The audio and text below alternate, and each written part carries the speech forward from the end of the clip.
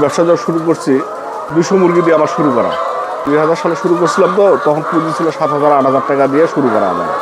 এখন বর্তমানে আমার খামারে 15,000 প্লাস মুরগি আছে। যারা এটা করতে চান তারা যদি শুধু ব্যবস্থাপনাটা ভালো করেন, আমার চেয়ে তো আরও ভালো করতে পারবেন এবং আমার থেকে আরও ভালো সফলতা অর্জন করতে পারবেন। অটো ফিডিং সিস্টেম, এখানে খাদ্য আমাদের 10,000 মুরগি খাদ্য দিতে আমাদের সময় লাগে 3 মিনিট। বন্ধুরা আসসালামু আলাইকুম, আপনাদেরকে শুভেচ্ছা জানাচ্ছি গাইবান্ধা সদর থেকে। আমরা আজকে আসছি টিটু ভাইয়ের আসলে লেয়ার প্রজেক্ট আপনাদেরকে দেখানোর জন্য।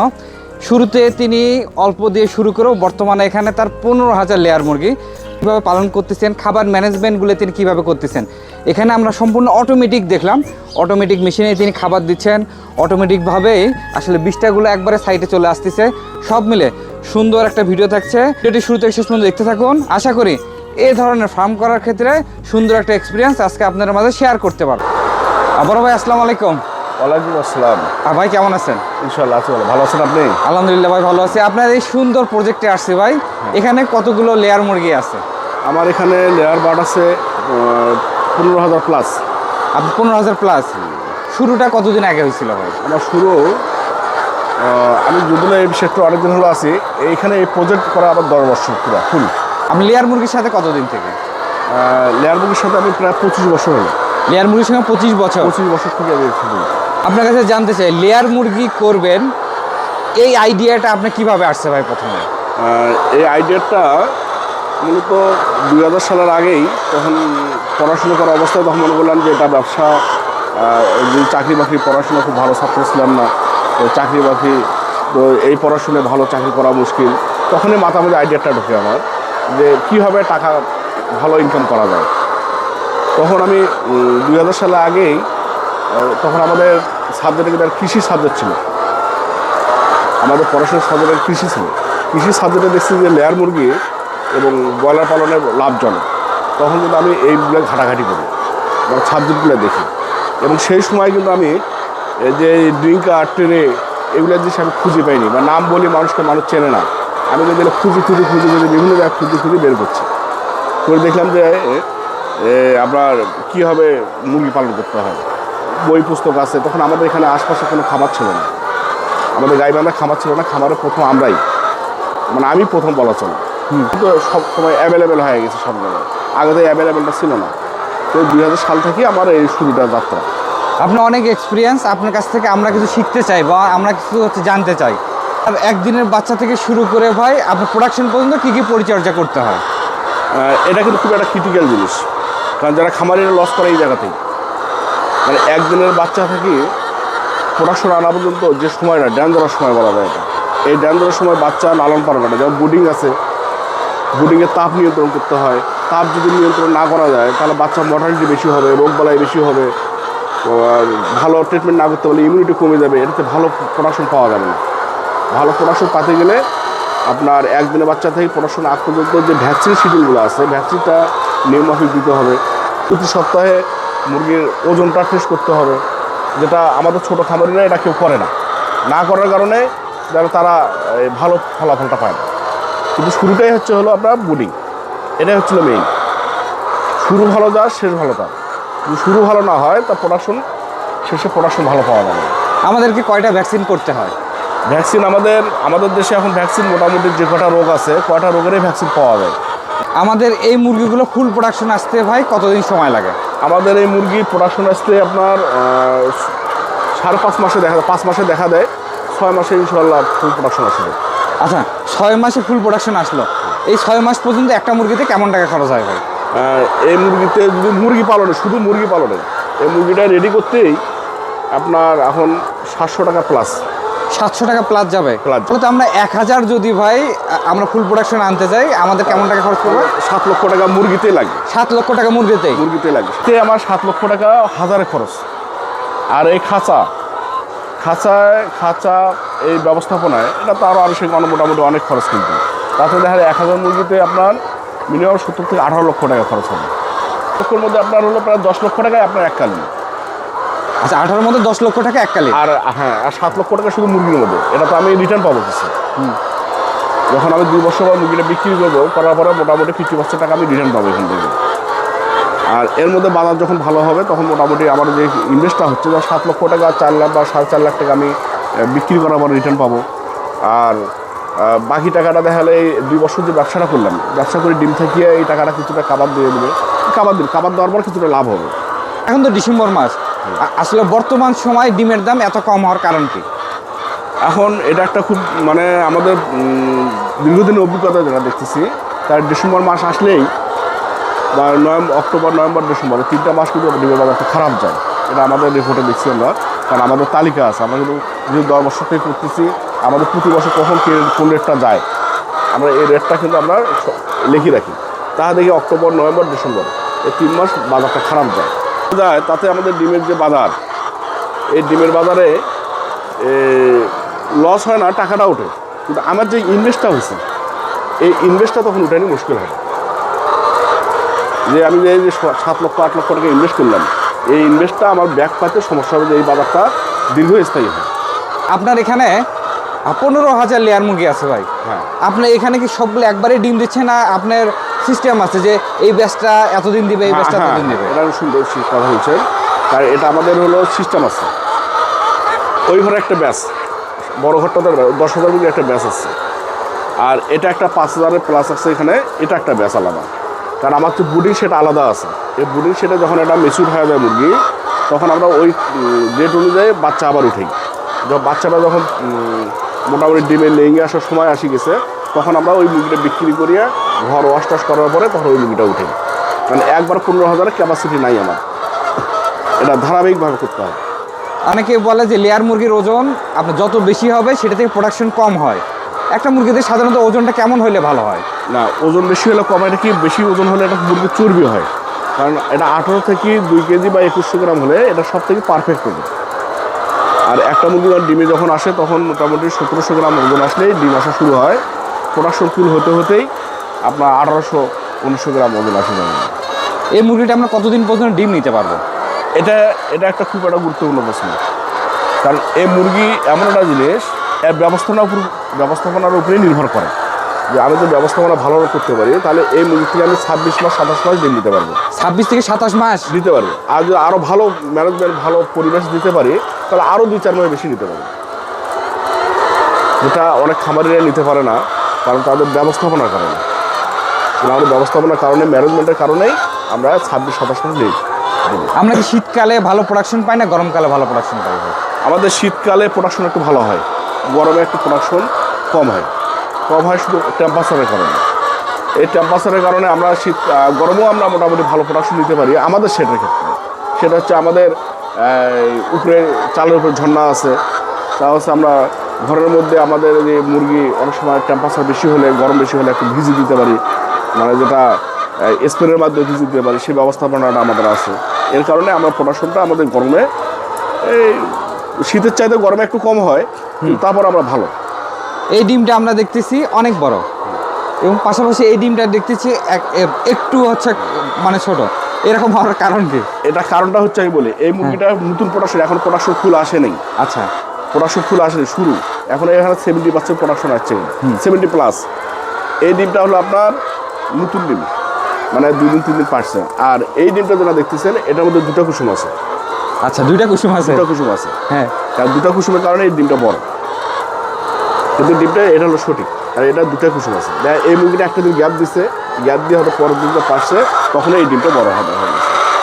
এটা 2 মাস 3 মাস পর থাকবে, তারপর আর থাকবে না। আচ্ছা, আরেকটা কোশ্চেন আপনার কাছে জানতে চাই। অনেক ভাইরাই বলে আমার ডিম সুন্দর, এই কারণে আমার মুরগিগুলো ভালো আছে এবং আমরা বেশ লাভবান হই। আসলে কি কারণে এইটা বলো ভাই? ডিমের কালার কি সব একই রকমই হয় না আলাদা আলাদা? এটা বলে একই রকমের সব হয়, কিন্তু মুরগির যদি সমস্যা থাকে, কারণ মুরগি সালমোনেলা ইকোলাই রোগে যদি আক্রান্ত থাকে, তাহলে এই ডিমের ভিতরে আপনার তিলে তিলে সাদা তিলে তিলে হবে। হ্যাঁ, মানে দেখতে আপনার তিলে তিলে লাগবে। ওই তিলে তিলে এইখানে একটা আমরা দেখতে পাচ্ছি, এটা কি কোনো সমস্যা আছে? এটা কোনো সমস্যা না, এটা হচ্ছে নতুন ডিম। আচ্ছা, নতুন ডিম, এই কারণে এটা হয়নি। যেটা 2-3 মাস বয়স হয়ে যাবে, 3-4 মাস, তারপরে যদি এরকম দেখা যায়, সেটা এই তিলে না, সেটা হচ্ছে ছোটো ছোটো আরও তিলে, সম্পূর্ণ ডিমে ছোটো ছোটো তিলে দেখা যায়। এটা হচ্ছে সালমোনেলা ইকোলাই রোগে আক্রান্ত হচ্ছে, তার কারণে ওই ডিমের এই অবস্থা, এবং তাতে প্রোডাকশন ফল করবে। আচ্ছা, অনেকেই আসলে শুরু করি, আমরা এক পর্যায়ে সেটা বন্ধ করে দিচ্ছি, অনেকেই লস খাচ্ছি। আসলে তারা কি ধরনের ভুলগুলো করতেছে? তারা যে ভুলগুলো করতেছে এটা একটা খুব গুরুত্বপূর্ণ প্রশ্ন। কারণ এই ভুলগুলো করতেছে তারা না জানিয়ে শুরু করতেছে। এরা শুনতেছে অমুকে করিয়া অনেক লাভবান, আমি করি। আমি করতে যা দেখা যাচ্ছে সে ভ্যাকসিন শিডিউলটা ভালো ফলো করতেছে না, ট্রিটমেন্টটা ভালো করতেছে না, এই যে ব্যবস্থাপনা যেটা দরকার সেটা সঠিকভাবে করতেছে না। সে দেশে আমি ইনভেস্ট করলাম, আমি ওটা আউটপুট ভালো পাবো। তো এই বাজার যখন ফল্ট হয়ে যায় তখন তারা হতাশার মধ্যে পড়ে যায়। তখন যে না এত টাকা ইনভেস্ট করি আমার এই প্রফিট বা এই লস হচ্ছে, এটা পড়ে যায়। এই কারণে তারা ফলটা পায়। আপনার এখানে কতটুকু জায়গা আছে বড় ভাই? আমার এখানে জায়গা আছে 5 বিঘা জায়গা আছে। আপনার 5 বিঘা জায়গা আছে? 5 বিঘার উপরে করছে। আপনার এই শেডটা, আমরা যে শেডে দাঁড়া আছি, এটা দৈর্ঘ্য প্রস্থ কেমন আছে? এই শেডটাতে আছে 26 ফিট প্রস্থ, আর দৈর্ঘ্য আছে আপনার হলো 270 ফিট। আর পাশে যে শেডটা আছে এই শেডটা হলো প্রস্থে আছে হলো 36 ফিট, আর লম্বা আছে 300 ফিট। আপনি এখানে সর্বোচ্চ কত পার্সেন্ট পর্যন্ত ডিম পাচ্ছেন? আমার ডিম এটা তো সবেমাত্র শুরু, 70+। এটা প্রোডাকশন বাড়তেছে প্রতিনিয়ত। আর একটা যেটা আছে 12 মাস প্রোডাকশন বয়স, 12 মাস 14 মাস বয়স, সেখানে এখন আমার 90% প্রোডাকশন আছে। আর এটাতে যখন আমার প্রোডাকশন 70+ হচ্ছে, এটা আমার 95 পর্যন্ত নিয়ে যাবো আমি, আসবে। আমরা কত পার্সেন্ট ডিম পাইলে আমরা এই খামার থেকে আসলে লস করব না? না, এটা হচ্ছে কি পিক আওয়ার আছে। আচ্ছা, যে মুরগি একটা ডিম শুরু হলে আপনার 6 মাস হচ্ছে একটা পিক আওয়ার। এটা প্রথম 6 মাস বা 8 মাস এটা ফুল প্রোডাকশন 95 পাবো যেটা। 8 মাস পার হওয়ার পরে তখন এটা প্রোডাকশন ধীরে ধীরে 1-2% কমবে। অর্থাৎ 10 মাসে যা 2%, 3% কমে আসবে। 10-এর অধিক টাইমে যখন যাবে তখন আরও 2-3% কমে আসবে। যখন আবার শেষের দিকে আসবে, যখন কাল করার সময় হবে, তখন এটা প্রোডাকশন 85 আমার থাকবে, বা 82, 85 বা 83 এরকম প্রোডাকশন থাকবে। আমরা কত পার্সেন্টে আসলে আমরা এই খামার থেকে এই মুরগিগুলো সেল করে দেবো? আবার 80-র নিচে আসলেই আমরা সেল করে দেবো। 80-র নিচে? হ্যাঁ, 80-র নিচে হলে সেল। আমাদের 1000 মুরগি, শুধু মুরগিতে আমাদের খরচ হলো 7 লাখ টাকা। আমরা যখন এই মুরগিগুলো ভাই সেল করবো, সেক্ষেত্রে কেমন বাজার পাইতে পারি আমরা? না, এটা হচ্ছে পুরোটাই নির্ভর করে বাজারের উপর। কারণ আমরা কোন সময় বিক্রি করতেছি। যেমন যদি আমরা ঈদে বিক্রি করি, তাই ঈদে একটা বাজার ভালো থাকে। যেমন এখন একটা যেমন ডিমের বাজার কম, মুরগি বাজারও কম। এই সময় যে কাল করার সময় হয়, ওই খামারিদের জন্য এই সময়টাও খারাপ, তখন এটা বাজার এখন ভালো না। আচ্ছা, সেজন্য এটা একটা সিজনের বিষয় আছে। যদি আমাদের সিজনটা যদি ঈদ নিতে পারি, তাহলে আমরা ঈদে ভালো বাজার পাবো। আমরা সর্বনিম্ন কেমন বাজার পাইতে পারি আনুমানিক, যদি একটু আইডিয়া দিতেন? সর্বনিম্ন বাজারে তো হবে না, সর্বোচ্চ বাজার বলি। সর্বোচ্চ বাজার 280, 290 বা 300 টাকা বাজার পাবো। এটা কি আমরা পিস হিসেবে না কেজি হিসেবে? কেজি হিসেবে। এটা কেজি হিসেবে। তাতে করে 1000 মুরগি যদি আমরা সেল করি, কেমন ওখান থেকে আসতে পারে? তাহলে 1000 মুরগি সেল করলে আপনারা মনে করেন যে যদি এই সর্বোচ্চ বাজারে বলি, তা 5 লাখ টাকা আসবে। আচ্ছা, তাহলে তো মোটামুটি এই টাকাটা আমাদের থেকেই যাচ্ছে। হ্যাঁ, থেকেই যাচ্ছে। না, এটা কারণ কি, এটা যদি আমি সঠিক ব্যবস্থাপনায় মুরগিটা নিয়ে আসতে পারি, তাহলে আমার থেকে যাচ্ছে। যদি আমার ব্যবস্থাপনা খারাপ হয়, প্রচণ্ড মুরগি অসুখ বিসুখ থাকে, ওয়েট লস হয়, তাছাড়া খাবার মানে না কম দেওয়ার কারণে দেখলে মুরগি ওয়েট কমে গেছে, তাহলে তো আর আপনার প্রফিট করতে পারবেন না। আপনার সব মিলিয়ে একটা ব্যবস্থাপনা। আপনি ওয়েট লসের কথা বললেন, একটা মুরগি আসলে কতটুকুর মধ্যে থাকলে ভালো হয় আপনার অভিজ্ঞতায়? না, ওই যে 1800 থেকে 2100 কেজির মধ্যে, 2100 গ্রামের মধ্যে থাকতে হবে। মানে 1800 গ্রাম থেকে 2100 গ্রামের মধ্যে থাকলে পারফেক্ট? পারফেক্ট। আচ্ছা, এর নিচে আসে যখন, তখন দেখে মুরগি দেখলে একটা অসুখ হয়েছে, অসুস্থ হয়েছে, মানে খেয়াল করতেছি না। এই যে আমার সালমুলিয়া ইকোলাই রোগগুলো আছে, এই রোগগুলো অ্যাটাক করছে, খামারি খেয়ালই করতে পারেনি। না করার কারণে মুরগিটা খাচ্ছে কম, খাবার কম খালে ওয়েটটা ধীরে ধীরে ঘাটতি হবে। এটা হচ্ছে আমাদের auto feeder, auto feeding system. এখানে খাদ্য আমাদের 10,000 মুরগি খাদ্য দিতে আমাদের সময় লাগে 3 মিনিট। আচ্ছা, এই 300 ফিট জায়গায় যাবে যাতে 3 মিনিট সময় লাগে। 3 মিনিটে আমাদের 10,000 মুরগি ফিট দেওয়া শেষ হয়ে যাবে। দেশে অনেক খামার আছে দেখছি, দেখার পরে আমি ঘোরাঘুরি করার পরে একটা মেশিন বানিয়ে নিছি। বানিয়ে নিয়ে আমরা ঢাকা থেকে বানিয়ে নেওয়ার পরে বাকি মেশিনগুলো এটা আমার নিজের হাতে তৈরি। আচ্ছা, সব কিছুই আছে, মিস্ত্রি ডাকি নিয়ে এসে নিজে প্ল্যান করিয়ে আমি কাজগুলো করা। আপনার এই ধরনের এগুলো তৈরি করতে হয় কেমন আনুমানিক আপনার খরচ হয়ে গেছে? এটা করতে আমার প্রায় 5 লক্ষ টাকা খরচ হয়েছে। আচ্ছা, এটাতে আমার 5 লক্ষ টাকা খরচ। আর যেটা লিটার স্কাবার মেশিন যেটা আছে, এই লিটার স্কাবার মেশিনে এখানে আমার খরচ প্রায় 2.5 লক্ষ টাকা খরচ। এটাতে নিপুল। আচ্ছা, পানির জন্য নিপুল, এটা পানি নিপুলে পানি খায়। আপনার এইরকম অটো নিপুল, তারপরে আপনার যে আপনি লিটার ম্যানেজমেন্টটা দেখলাম, গরমে আমাদের ঝর্ণা দিচ্ছি, ফগার এই জায়গায় পাইপ দিয়ে দেখেন বসানো আছে। ফকার বসানো আছে, চালের উপরে ঝর্ণা দেওয়া আছে, হ্যাঁ, যাতে মুরগির টেম্পারেচারটা ভালো থাকে, মানে স্বাভাবিক, যাতে স্বাভাবিক পরিবেশ পায়। এই জন্য কিন্তু আমাদের এইগুলো করার কারণে প্রোডাকশনটা আমরা ভালো করি।